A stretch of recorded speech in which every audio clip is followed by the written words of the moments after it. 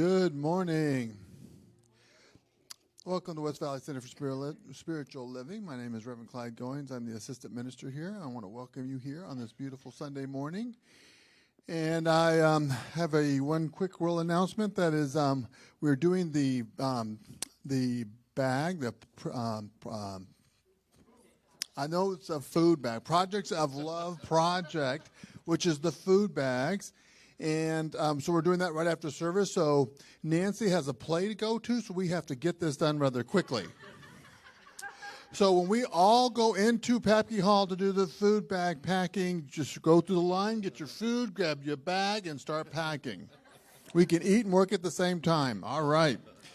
So please join us after service, and we use those bags to give out to the community when people come and they are wanting some food or some help, and we support the community by handing out those food bags to people. So, and you can, even if you forgot your stuff, you can bring it in, and we can always use it and pack new bags later. So just bring it in if you forgot it. So, all right. So we come together every Sunday to remember our truth, that we're whole, perfect, and complete just the way that we are. And we come together to love and support one another on this beautiful journey called life. So I want to welcome everybody online. I want to welcome everybody here, knowing that life is good, right? So there's a lot of stuff going on in the world. There's a lot of stuff going on in our community. But we remember that we're part of something so much greater than we are. And life only evolves to the highest and best good.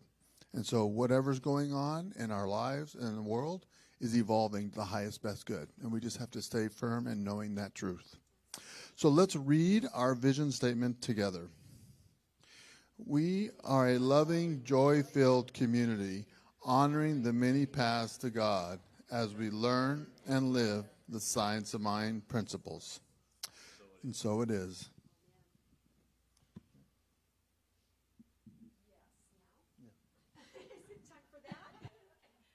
Yeah, you caught me a little off guard. So good morning. Sadly, I have we're all carrying a really heavy load this week for lots of reasons, and some more than others. But unfortunately, I have to announce to you yet again, we have lost some members of our community. And so I would remind you, or if you weren't here and you didn't know, Dorothy Moore made her transition the first week of June. In the second week of June, beautiful Pris Fenner passed. Pris was in her 90s, and I saw her just a few weeks ago, and man, that woman never aged. She was like just such a beautiful example of what we can be. And this week, unfortunately, Dora Reed has made her transition.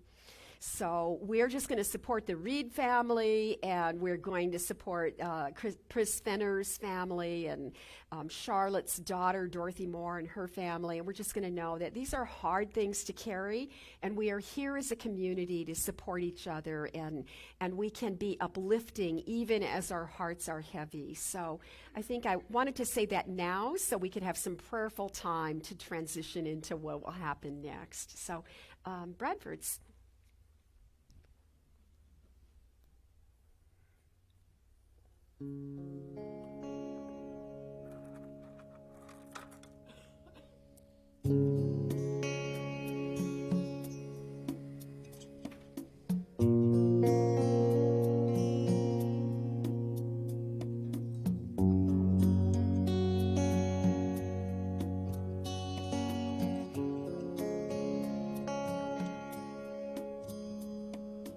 I will make a quiet place within my heart. I will wait upon the Lord, wait upon the Lord. Be still, my soul, be still. Be still, my soul, be still. Be still and know.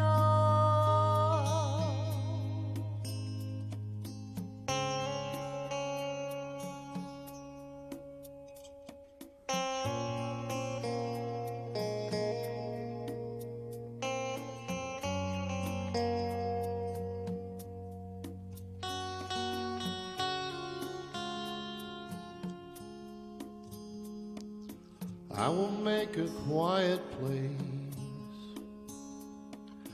quiet place within my mind.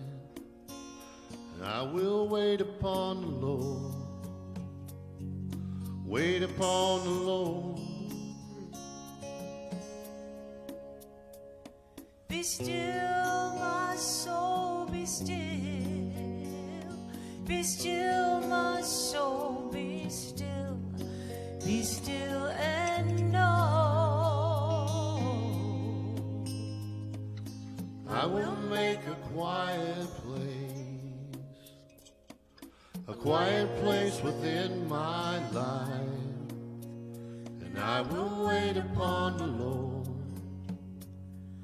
wait upon the Lord. I will make a quiet place.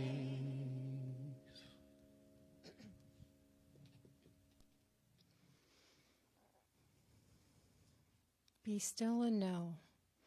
Be still and know that God is in this place, right here, right now.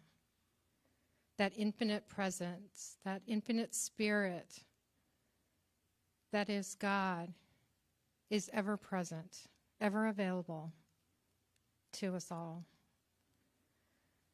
That sweet spirit, the example, the expression of love, of joy, of health and wellness is right here in this room within us all, as we are all one with God.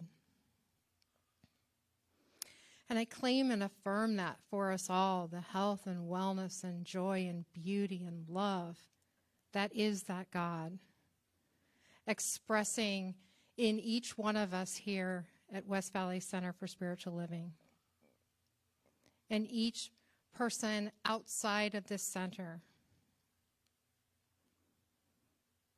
And knowing that on this day, on this Sunday morning, the divine is expressing through all. And I speak a word of blessing for each one of us here and for all of those in service today and all of those who are not with us today. And for the Bradfords, for their beautiful music, knowing that their music touches our hearts and souls with that lovely harmony that they always express. And for Reverend Karen, knowing that she speaks the word of spirit as every word flows through her, that divine message that we are here to know is absolutely perfect. And for all of those in other faith traditions, knowing that there are many paths to that one God. And I'm so grateful for this day, so grateful for knowing that we are here, knowing that we are the divine expressions of that health and wellness and beauty and love and joy. And with gratitude, I release my words into the law, knowing it is already done, and it is so, and so it is. My reading today is from Creating Health by Deepak Chopra. Mastery of the self has classically been called enlightenment. Enlightenment simply means having control over the mind-body connection. The highly evolved mind is not a prey to random influences of ill health. It has mastery over what it thinks. Therefore, what it thinks is happy and healthy. Mastery of this kind is not something peculiar or not normal. It is simply an extension of the normal ability to control some thoughts. This natural capacity, when given room to expand and evolve, goes in one direction, and that is toward more perfect health and greater happiness. Because it is the nature of life to evolve, we do not have to do anything to evolve in the proper direction. Gaining mastery of the self with all of its benefits to health means little more than stepping out of the way and allowing the infinite intelligence of the mind and body to cooperate more fully. That is what they want to do. When we stop interfering and are wise enough to let the mind-body connection work for us instead of against us, our minds rush as quickly as possible towards perfect health. Let's take a moment to contemplate those thoughts.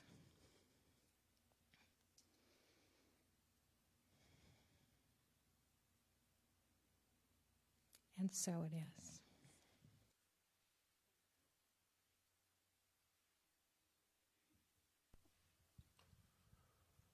So this morning we picked out a song by Bob Dylan. It's called Forever Young.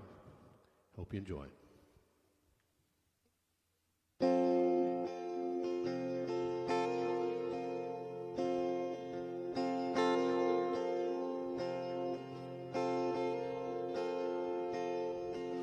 May God bless and keep you always.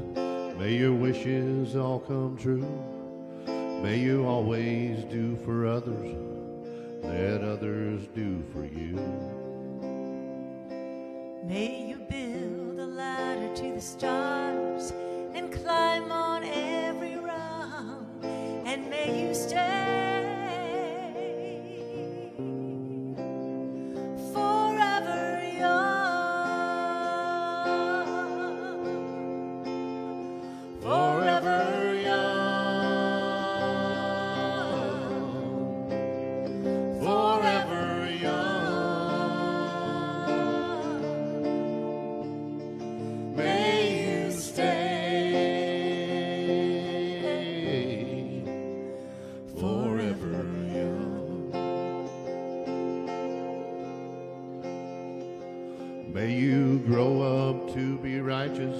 May you grow up to be true. May you always know the truth. See the light surrounding you. May you always be courageous, stand upright and be strong, and may you stay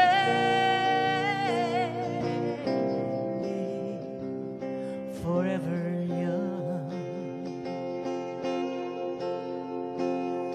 Forever young, forever young. May you stay forever young. May your hands always be busy. may your feet always be swift. May you have a good foundation. When the winds of changes shift, May your heart always be joyful. may your song always be sung, and may you stay Forever young, forever young, forever young. May you stay forever young. May you stay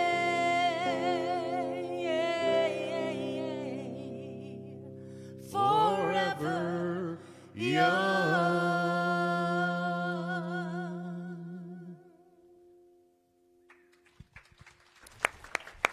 Oh my goodness, that was so beautiful. Thank you. Thank you. And that just feels so right. That was just such a good pick for so many reasons. Some of them I'll tell you later. Maybe. Good morning. It's wonderful to see you all, and it's wonderful to have the people at home joining us from afar. And I am grateful to be here today. I have a lively message planned for us. Today is the last Sunday in June, and it is the last week of the month. There's a little something going on. Will you just see if you can smooth that out a little bit? Thanks. Can you hear that? Is it just me? A little something going on here. It's the last Sunday in June, and in the world of CSL, the ministers who follow along with the monthly themes are wrapping up this whole month-long theme of the body. So we talk about, when we teach the creative process, we talk about spirit, soul, and body. And so all month, ministers around the globe connected to CSL have been talking about the physical body, and I have done that myself. And today, the title of my message, the final message in this series, that title for me is Planting Seeds of Health. Planting seeds of health. And so I have this idea that we are always planting some sort of seed based on whatever we're thinking about. Don't we talk about that a lot? That what you think about then becomes the atmosphere. There's a theme that then sort of has something to do with how we show up. So think of it this way. You know, we're always thinking. We're thinking beings. We are always thinking. So something is always happening in your mind. You're always ruminating on one thing or another. And that direction of the feeling of the rumination that we're doing, much better, Rod, thank you, is that is the atmosphere of thought that the founder of this teaching, Dr. Ernest Holmes, often spoke about, that our thoughts are creating an atmosphere of thought. And so it's not so much that I can say one word and my life is ruined, it's not like we're jinxed if we don't do it properly, but there's an emphasis on paying attention to what is it you're talking about and thinking about, because you are creating a theme that has an energetic around it. And that energetic becomes creative. It has that way to initiate movement in our life, and then we will see exactly what we've been thinking, that atmosphere, that theme will show up in our experiences and the way that we move through our experiences. And so there are decisions we are invited to make all the time. Some of them are big, sometimes it's like, ooh, I got a really good job offer. Do I want to take that new job, or do I not want to take that job? What's the right decision? Show me, God. I don't know what decision to make, and you hope your ego doesn't get in the way. Or maybe there's some conflict in a relationship you're in, and you're considering calling it quits and not having that laying on your shoulders in a way of heaviness anymore. And so then you feel, in either of those decisions, whether it's a job or a relationship change, those are really big decisions that will redirect the whole course of your life. It's actually just made me think. I just had this thought, so I'm going to share it with you. It's like, what would my life have been like had I married my high school boyfriend, John, he's not the actual John. I just remember his name because of my high school boyfriend, instead of Hugh, I mean, how different would that be, right? The kids would be different. Everything about my life would be different. And would I have stayed married to him like I did to my beloved? So those are big decisions, but we also have every day the little decisions. What route should I take to drive to church this morning? Now, this is a good illustration, because when I decide what route I'm going to take to church, and I usually move through a series of track homes to get over to 91st to get onto Peoria, right? But whatever route I choose will provide a different view. And it'll be a different circumstance. So if you think about that as a symbolic way of looking at those bigger choices, whatever decisions we make, it's going to provide a different view.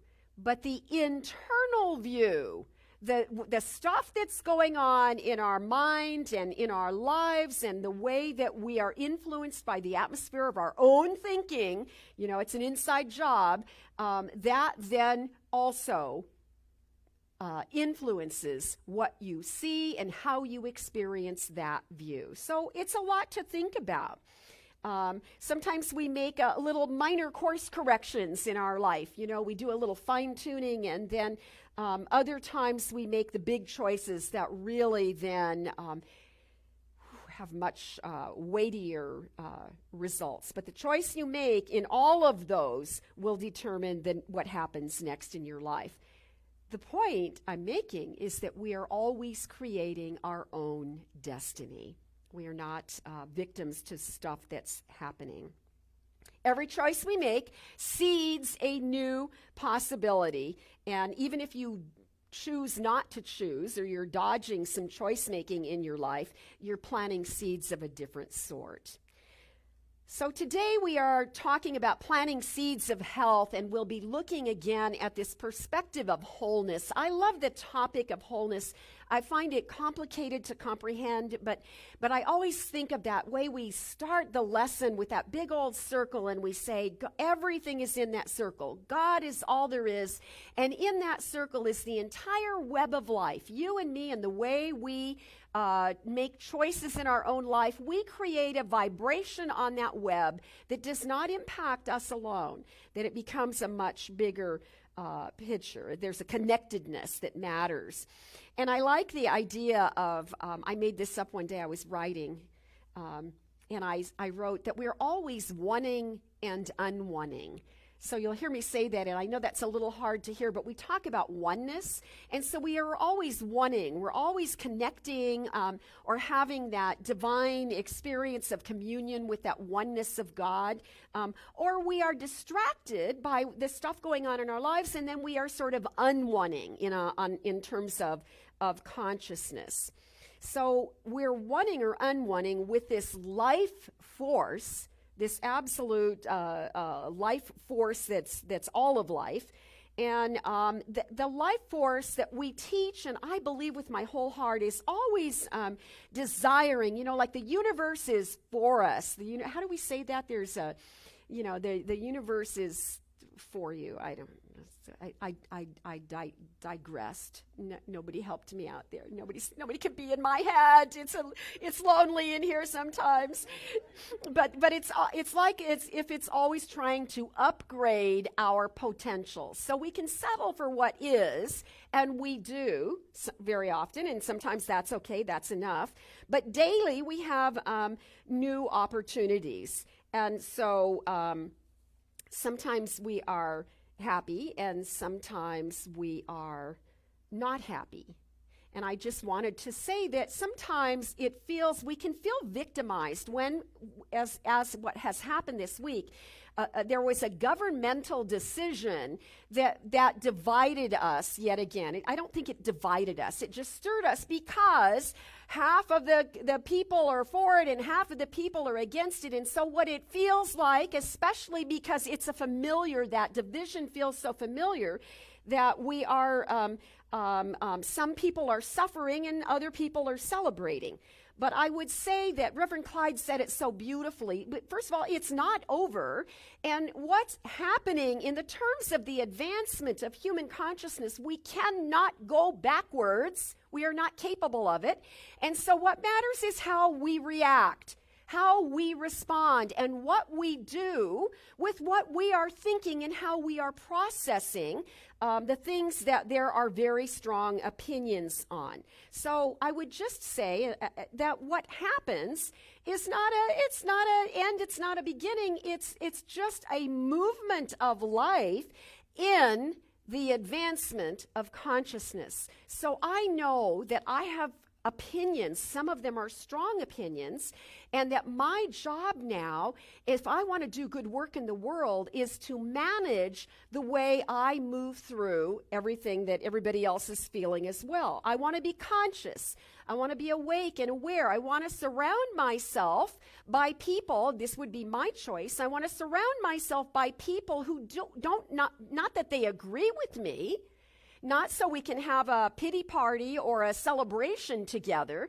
I want to surround myself with people that are open-minded enough to take a step every now and then. We can't stay there, but to take a step upward in that process of wanting, and we can remember the greater truth of why we're here on the planet. And I believe, well, you need to answer that for yourself, but I believe we are on the planet to work through all kinds of things.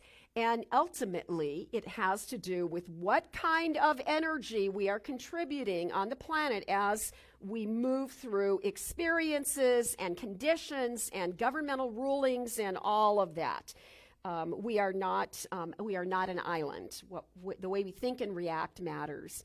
I found this great quote while I was doing research for the message from somebody brand new to me. It's a woman named Kelly Nicole Palmer, and she's a wellness advocate. She's a yoga teacher who's kind of taken it a step further, and she has dedicated her life to cultivating mindfulness.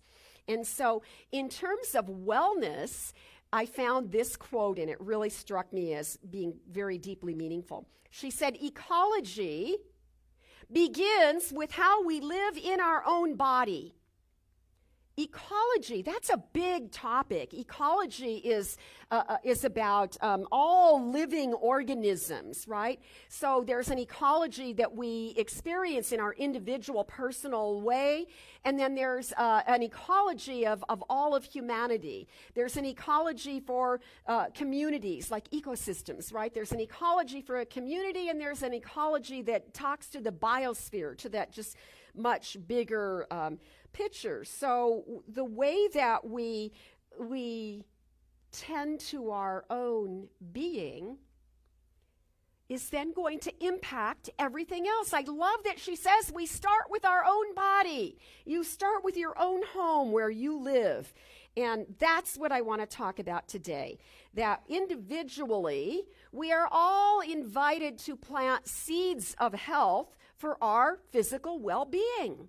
And we all do that in different ways, and we all prioritize it in a different level, and nobody's right and nobody's wrong. Although I did argue with that man for a long time to make him eat vegetables. See, if he would have listened to me, is it possible?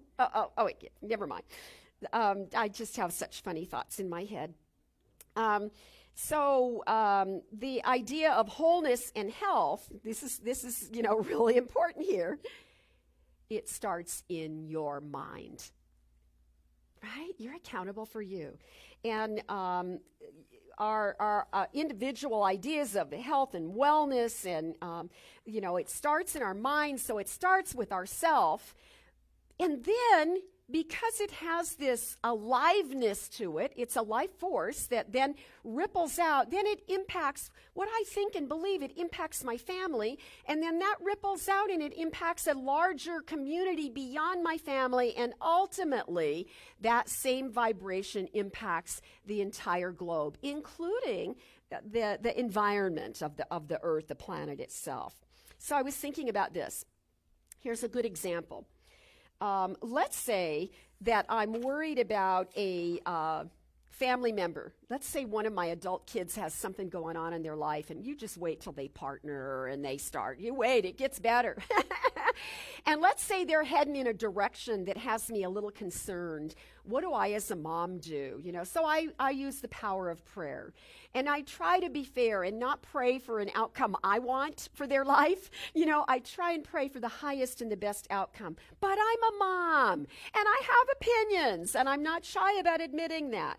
So if I am worrying, if I am concerned about the well-being of one of my children, I want you to think about this for a minute. What that means is there's a part of that process of worry or concern where I'm actually imagining in my mind what could go wrong instead of the good that I desire for them. So we need to catch ourselves. We need to stop doing that. And more than that, that is not helpful in any way. And more than that, I noticed that I don't do it anymore. I learned some hard lessons because I have a kid turning 50 this year. That's a weird feeling. That is a weird feeling.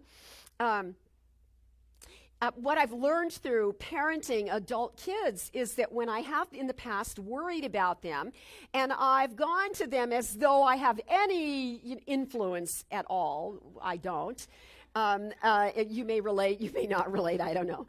But probably we shouldn't. But if I do take my concerns to them, they almost 100% of the time feel as though I don't respect them, I don't believe in them, that I'm making a judgment that they're not capable of managing their own love, and they certainly do not feel loved by me from that kind of an action. So that helps me when I put it into this really authentic context where I can see that what things help and what things don't help. Then I realize I go back to somebody in my early spiritual training. Somebody said something about what's it that Ken Kais? I think it was Ken Kais that said you have to love the people closest to you.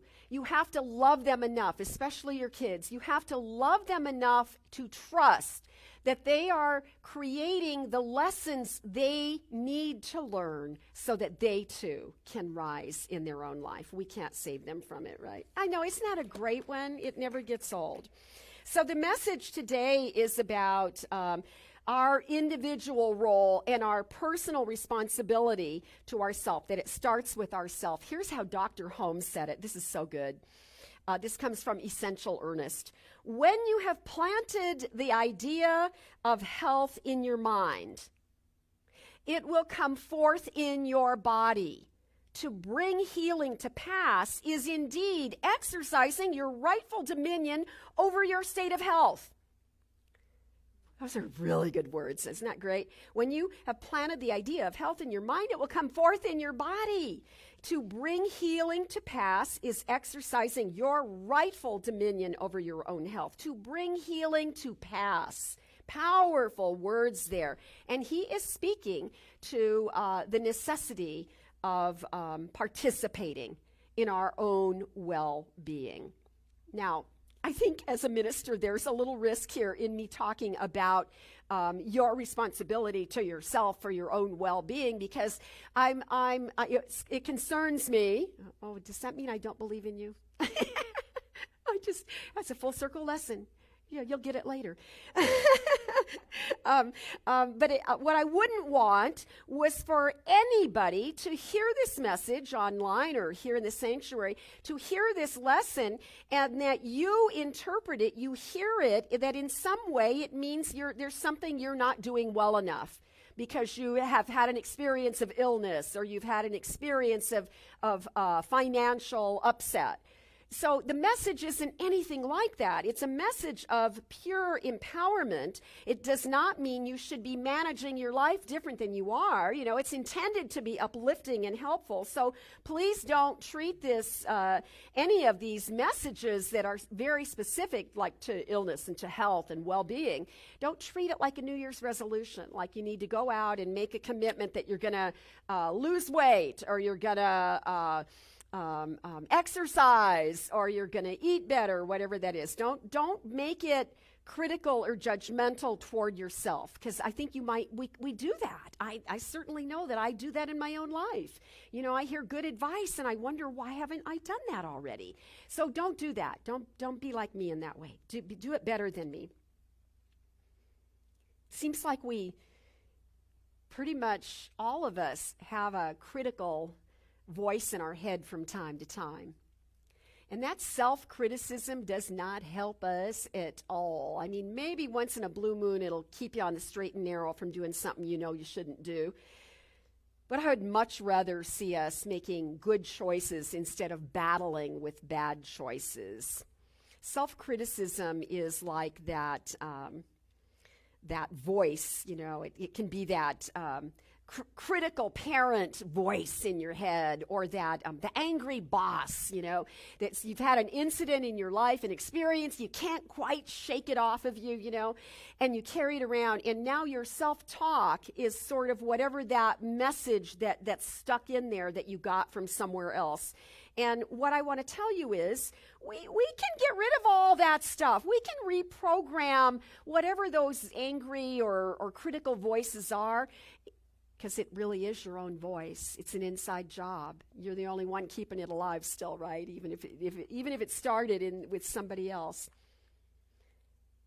Do you know that you can reprogram that? You know that lady in your car that tells you how to drive, that tells you where to go? It's like, turn here, turn there. Do you know you could, if you don't like her voice, because I don't know about you, but she yells at me. She yells at me. I miss a turn, you know, and then she's going, at the next signal, and she tries to act all nice. At the next signal, make a U-turn. And maybe I decided I know a shortcut she doesn't know, but she keeps nagging you. She won't let it go. At the next signal then, make a U-turn. And after a while, she'll recalculate the course. But do you know you could make her voice be a man's voice if that made you happier? Yes, you know that. Some of you know that. I don't know if that would work for me. I often have wondered. I might have to try that. Do you know that you can change Siri's voice? Do you know Siri? Hey, Siri. And Siri goes, what can I do for you? Is that what she says? I can't remember. Something like that. And do you know you can make Siri be a man? And not only can you change her gender, but she can be an Irish man. Right? I see some of you nodding. This is all new to me this week. I researched it for the talk. It's like, maybe I could make it a man. Not only that, but you could make it a tall, handsome Indian man. Which would work for me. I'd like that. You can make Siri. Do you know what I read? And I didn't look to see if it's true, but I read you can even make Siri sound like Darth Vader. Karen, I am your father. Make a U-turn at the next light. So it's possible that we have a little more control in our lives than we think, but isn't it funny that you could interpret a soft-spoken woman giving you directions in your car, that you could interpret that as somebody yelling at you? That has to be an inside job, right? It's a really good example. So let's do some of that reprogramming. I was thinking, when I have that critical voice going on in my head, who would I rather, why don't we reprogram that? Let's reprogram that voice. So I hear that critical voice. I know that voice is me, but how could I make that better? And I thought, who in life would comfort me? And I don't know why. Don't hate me. But I thought of Aunt Bee. Remember Aunt Bee in the Andy Griffith Show? Okay, so this is a long time ago. I don't know. You may not even know of the Andy. Oh, you do? Oh, good. There's hope for you yet. So, Andy Griffith was that TV show is in that 50s time period where we had not colorized properly yet in all kinds of ways. But for me and in my world, Aunt Bee was the missing piece. She was plump. She was gentle. She sat they lived in South Carolina in a little humble home, and she would sit on the front porch, and when Opie was little, Ron Howard was Opie, she'd put Opie on her lap, and she'd tell him the moral of the story, if his dad wasn't feeding him some, moral truth or what he wanted his son to know. And then I thought, yeah, I want an Aunt Bee. I'm going to change my critical voice to Aunt Bee. So just find somebody that you relate to. Maybe it's Andy Taylor, the sheriff of Mayberry, Andy Taylor.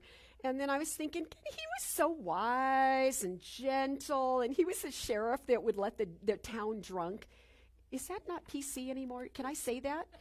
Well, anyhow, there was a town drunk that they would take care of. Barney Fife and Andy Taylor would get him in a cell, and they would, tuck him in and lock him in there so he would be safe in the morning. And he was probably unsheltered, but we didn't know. We didn't address that then, right? Or he had a really wicked wife at home that was going to give him hell.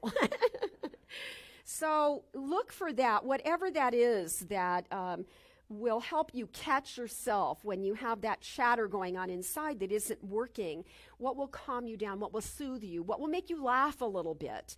And reprogram that voice. Try and catch yourself to do that. Because when we critique ourselves, the truth is we have just forgotten the truth of who and whose we are. When we are being self-critical, when we are being judgmental in any way, whether it's toward ourselves, by the way, if you don't notice the judgments you hold against yourself, it's likely you will be tossing them out to everybody around you. And we don't want to do that for sure.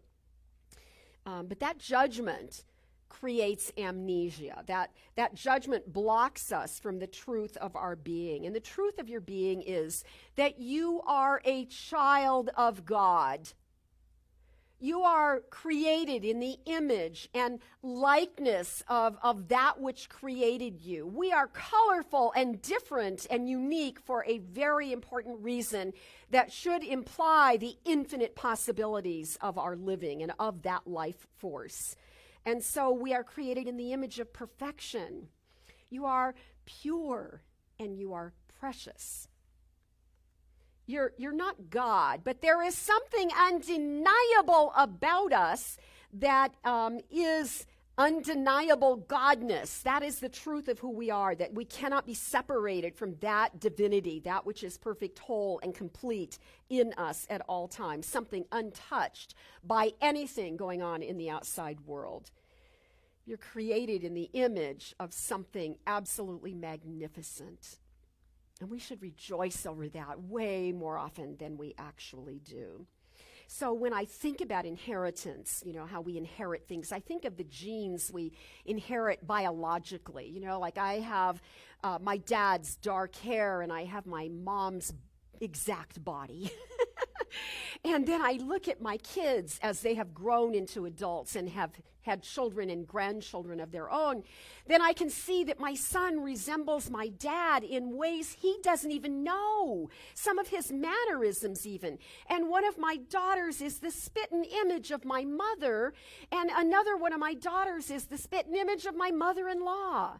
And so there is something we know about what we inherit, except when it comes to understanding our godness. So you are holy, and you are precious, and you are permeated with divinity, and you are filled with potential. Don't ever think you aren't.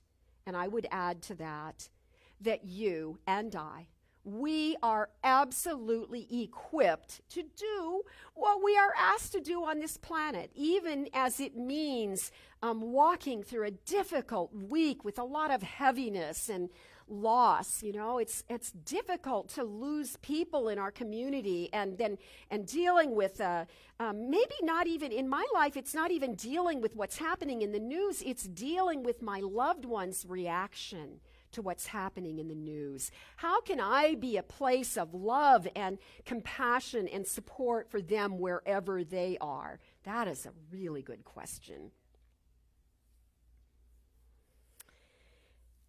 Also, I would say it's important to remember that you are not a victim to the traits you have inherited. I know sometimes it feels like we are, but we're not. The instant we rearrange our thoughts around some of the things we have been critical about, the instant we have a different thought, we change something. We're changing ourselves, but we change something because something in this universe moves when we change our thoughts. And we are then propelled by the spirit of love when we have stood in love and made those changes from that perspective, from that intention, from that knowledge that we are so perfectly equipped to make those changes. See, that's healthy-minded living. I love that idea. Right? We're going to keep our minds healthy so that we can embody that idea of healthy-minded living. It's the key to all well-being, and indeed it does start in our minds. Dr. Holmes said this. Whoa, this is one of those really good quotes. When our consciousness is permeated with 51% of right thinking, more positive than negative, let's just sort of think of it that way. When your consciousness is permeated with 51% of right thinking, we are healed. We are healed. All we want to do is get the scales heavier in the direction of wellness, of health, of wholeness. 1%, he says. So now he's just speaking. He's just giving us an example. But man, that's a powerful visual, because sometimes when you don't feel good, you don't feel like you have the energy to do the work. You don't even feel the energy to do the prayer work around getting well. And of course, we know you don't have to. We have a whole ministry of prayer. We have a group of people that pray on a regular basis for our well-being. You just submit your prayers and we support you in that. But you don't even have to heal yourself. You just have to permeate your consciousness with 51%, the tiniest little bit of more good than not good. See, that tells me there's a powerful force in this universe that is for us. I love people that think that sort of out of the box way. And you know, life is, in the scientific world, life supports all of these truths. We know that now. There's this field of psychoneuroimmunology. Oh, praise God, I said it. I didn't say it once this morning. I couldn't say it right. Whoa, that was really good. I'm not going to try and repeat it. But all of that evidence supports the body-mind connection. All of this we have evidence for that supports us. Do you know Harvard has done the best work on the placebo effect? If you don't know about any of that, go home and search it, do a search on your computer and read a couple of interesting studies. It knocks my socks off to see how powerful our minds are. They did a study on nuns who knew it was a placebo. They didn't even get the real whatever it was, and they still got well because they understood the power of the placebo effect. So, you know, that's impressive. So Harvard, thank you for that. Mayo Clinic has done all these clinical trials on how the, we know now that when Holmes said the atmosphere of your thoughts, impacts your life, they didn't have these studies then. We have only had these studies for what, maybe 20 years? Does anybody know? We have not had these studies very long. But now we know that habitual thinking carves a path, a neural path in our brain, and it is really hard to change those habits. But we can. Those neural paths are not permanent. If you just keep doing something in a different direction, you then create a new neural pathway, and you have a new, a completely different experience. So we're never, ever locked in. In fact, they say that if you did a mindfulness practice with training. So you go somewhere, you have a therapist, or you go to a class, a workshop somewhere, and you do training in mindfulness, and you learn to meditate. You learn to practice deep breathing as a daily exercise. You do some deep breathing and relaxation. You begin to manage the stress in your life. You're practicing mindfulness, and the studies show us that if you only looked at the first 3 days of your own work, I'm going to meditate, I'm going to breathe, and 3 days you begin to notice change in your life. 3 days. Imagine a week. Imagine a month. It was Maxwell Maltz who said 21 days, so do it for 3 weeks. Right? Well, now we see what's happening. There's actual change in the patterns of your brain, and I think this is all really important. This entire teaching is based on what I would consider mindfulness training. We just have these trendy names now that we use. I was leading a board retreat once for another church, and one of the people in the retreat said, "I'm so tired of that term mindfulness." And then I laughed and said, "Yeah, but that's mindfulness. That's everything that we're about. We really almost started it, although classical philosophers for thousands of years have said the same thing. Jesus said the same thing." Holmes said, "This is good. Know that you are doing things as definite as a gardener who knows that he or she is making a garden. Be that convinced. Be that confident. Like you're planting a garden, you know that you're planting carrots and cabbage and tomatoes, right? That's what you want, then that's what you plant. There is so much information on how nutritious kale is. I don't think anybody is free of not knowing that, but if you didn't, kale is really good for you. I don't like kale. I don't understand. I thought, oh, that's great. So a couple years ago, it must have been longer than a couple years, we were out on the motorcycle at bike night out at Westgate, and I got all my good biker gear on. We sit down in a restaurant, and I want to eat something sensible. I ordered a kale salad. It was the worst. I couldn't even eat this much of it because it was you chew and you chew and you chew. And of course, now we know that if you get young kale, fresh kale, you probably don't want what's been sitting around for what used to be the decoration on the plate. weight is now said to be the most important thing. So if I'm going to plant greens in my garden, and I love greens, I just don't love kale. So I'm going to plant chard, and I'm going to plant, have you ever had, if you like greens, beet greens are fabulous.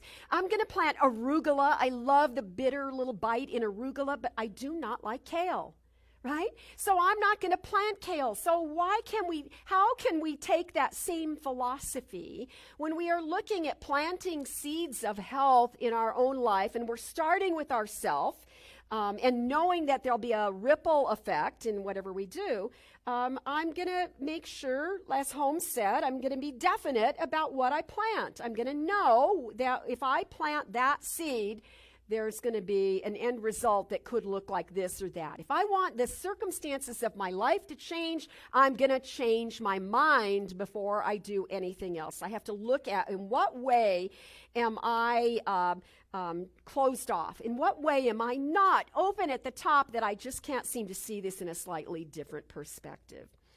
Now, I found, oh my gosh, Reverend Noli, did you ever, I bet you do know this, or you'll think of it later, so I don't mean to put you on the spot, but I was just reading this book of quotes, and in it was, like the whole world quotes, and Ernest Holmes was quoted from it has to be a periodical, a little booklet or something called Health is Normal. Does that sound familiar to you?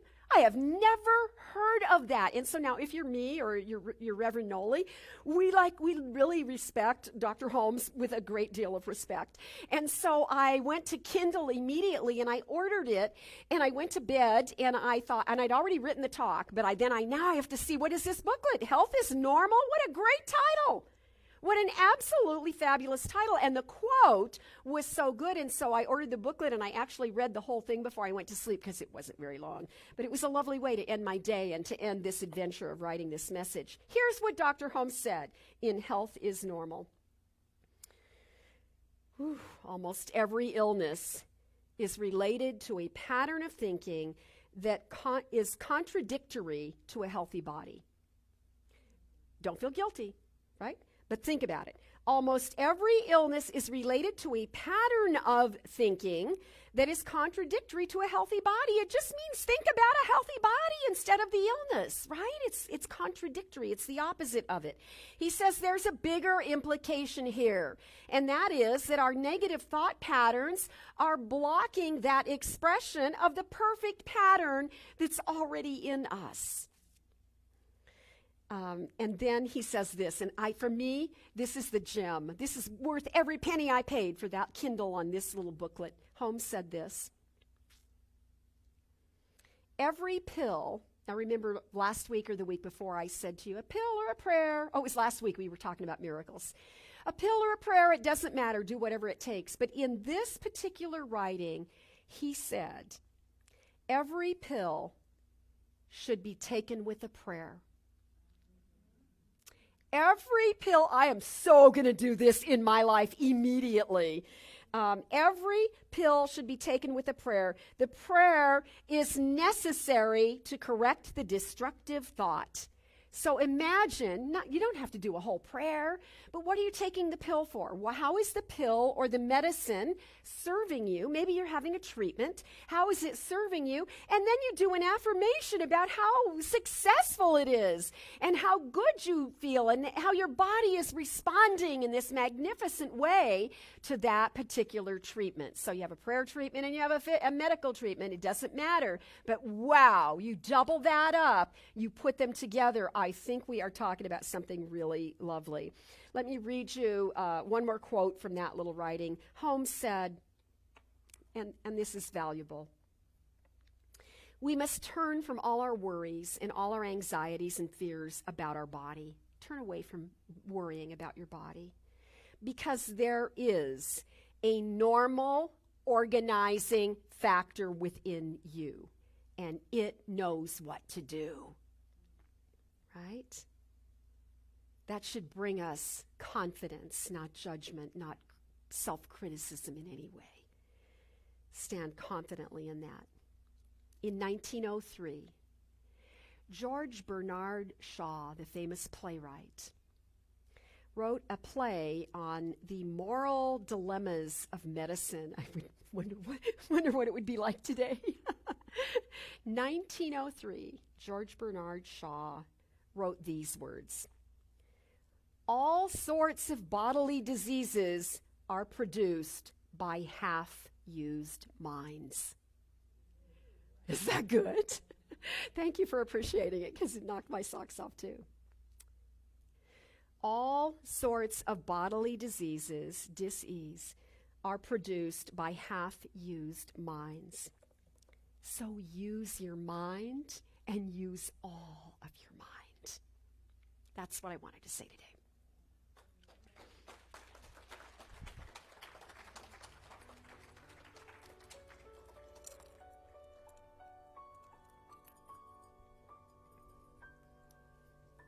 We'll take it to prayer.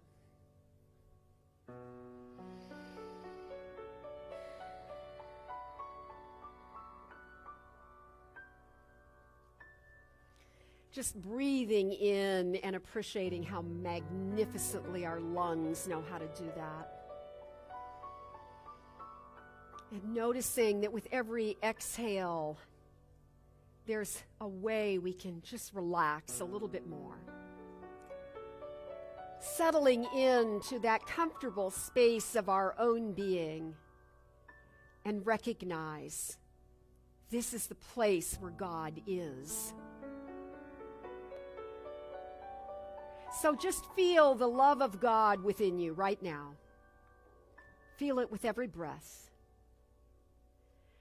With a intellectual understanding of how profoundly miraculous it is that we have a circulatory system that is just a tiny peek of how the law of circulation works in this universe.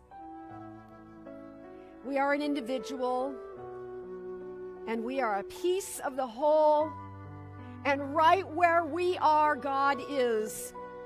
And so I feel that presence of God as love, and I sense it palpably active in this room, moving, breathing.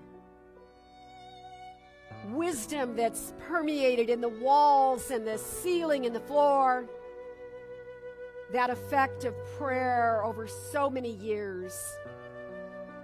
That amazing life force, that intelligence that knows how to heal anything that appears to ail us. So I feel that love of God, and I know that it is the activity of life. It is the very movement of life itself. And that life force desires to express more fully and more freely in our daily lives. And so we allow ourselves to be extremely aware of that presence of God in us, expressing through us and as us. There is something so divine about this thing called life.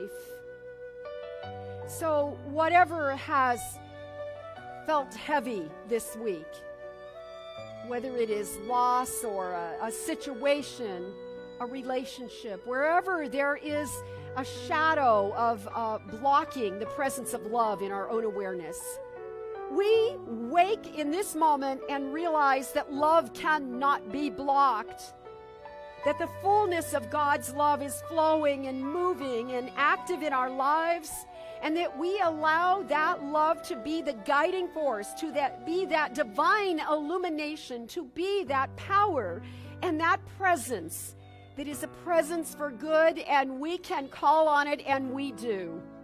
We open ourselves to be aware again of how simply we are made, that we can create our own destiny, that we are co-creators in this thing called life, and that our partner is Spirit itself. So we allow ourselves to be healed, to be whole, to be expressing our lives, to be revealing that wholeness and that truth and that beauty and that love. We allow ourselves to express the joy and to sense and feel the peace that passes our human understanding, and yet it abides always at the center of our being. So I pronounce that there is a good in the universe, that this universe desires to just fill us with that love and refresh our awareness and support us and fuel us and feed us in all the ways that the human experience is fed and fueled at that divine level. So I say thank you, God. Thank you, life. How blessed we are to have a spiritual community that is not divided, that is one, that stands on this premise of love, and that we desire to be propelled through all appearances by this power of God's love, and therefore we are successful. And it is with a deep, heartfelt sense of gratitude that I simply release the words of this prayer into the law, knowing it is absolutely done. And so it is. Amen. Grateful, grateful, grateful for all the love that I have. I am so grateful, grateful, grateful for all the love that I have. Everywhere I look and every face I see is love reflected, shining back to me. I just give thanks for all these simple things, the joy and peace that gratitude brings. That's why I'm grateful, grateful, grateful for all the love that I have. I am so grateful, grateful, grateful for all the love that I have. Oh, thank you, Bradfords. All right. So, just sitting back in the back of the room, looking at everybody's back of everybody's head. And, we're spread out, but our center's filled up. And so it's just so beautiful to have everybody here and just bring in all this love and energy in this room. And so I'm just grateful that you guys are all here. So now's the time to remember the abundance of our lives and the abundance of our community. And I want to remind everybody that we don't pass around the offering plate anymore. We've decided to move forward in our life, in our community. Instead, we have drop boxes in the back of the room, and we also have one in the bookstore. So if you want to drop off your tithe or your offering in that drop box, we really do appreciate it. You can also go online to our website and drop it off on our website. And we also have it's called a stewardship program where you can actually tithe on a monthly basis. So that way, you don't even have to be here when you drop the money off here. So there's many ways to give, and we love every way. So thank you. So let's say our giving affirmation together. I live in a consciousness of good. Divine love blesses and multiplies all that I am, all that I have, all that I give, and all that I receive. Thank you, God, and so it is.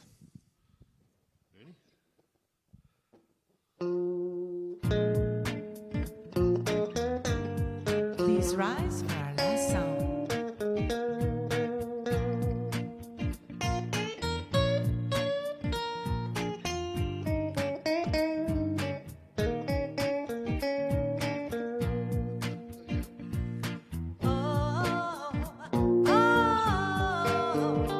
Oh, it feels so good to be alive. Let me hear you. Oh, it feels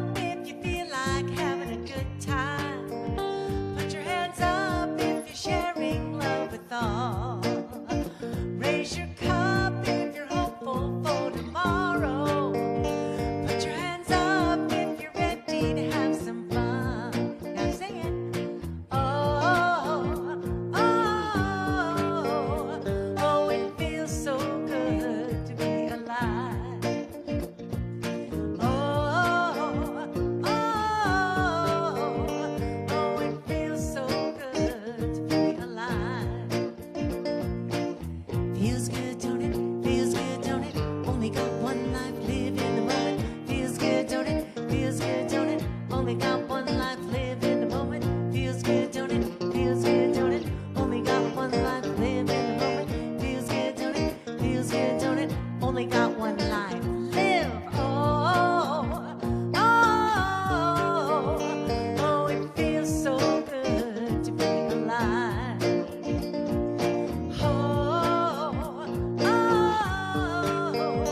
Oh, it feels so good to be alive. One more time. Oh, it feels so good to be alive. All right. So remember to come and help us fill up our bags of goodies in the Pappy Hall. So let's say our closing affirmation together. I pay attention to my thoughts and my choices. I pay attention to my thoughts and my choices. Because I am planting the seeds for my future. I am planting the seed for my future. And so it is. So it is. Thanks for being here, everybody. Remember, pray often, love much.